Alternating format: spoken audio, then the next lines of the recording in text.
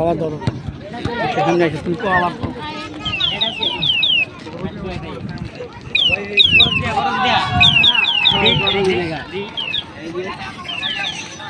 প্রিয় আমাদের নারায়ণগঞ্জবাসী,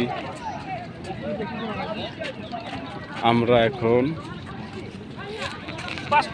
মৌলবাজার ঘাট আছি। অনেক সুন্দর একটা জায়গা, হয়তো অনেকেই আপনারা আসেন নাই। এই যে হালিম, আমরা 3 জন ঘুরতে আসছি। এটা হচ্ছে মৌলবাজার ঘাট।